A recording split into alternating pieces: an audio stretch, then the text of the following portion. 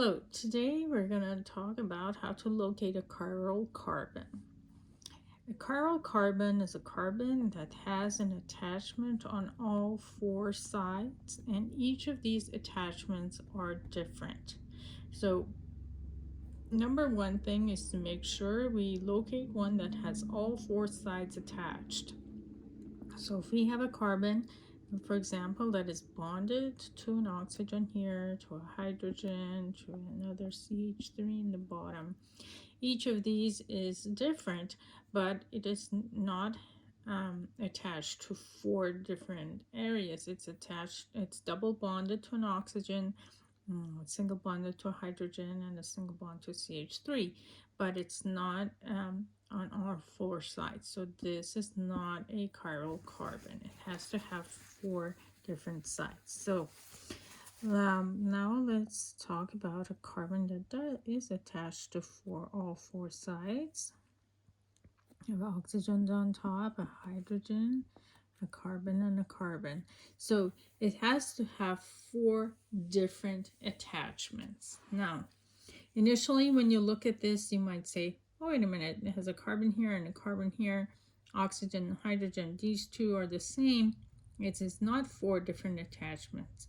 Well, are four different, we have to look at it as a block, not the initial hook into the carbon, but as what the block of attachment brings.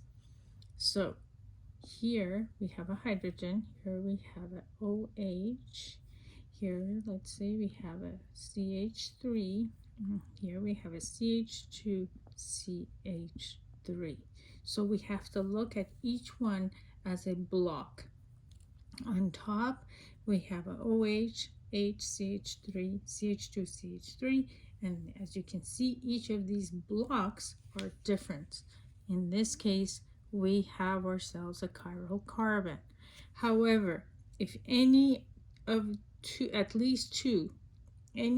of these are the same, then we do not have a chiral carbon. Meaning, let's say, for ease of use, we have two OHs attached to this carbon. Now, since these two are the same, we no longer have a chiral carbon, even though these two blocks are still different. Or let's say we still have an H and OH there, but here are CH2, CH3. What happened? These two blocks are the same, which means we no longer have a chiral carbon. So a chiral carbon will have to have four sides attached to it, and each of those sides and groups that are attached to it have to be different. In this case, we have four different groups attached to this carbon. This makes it a chiral carbon. Hopefully this was useful to you, and thank you for listening.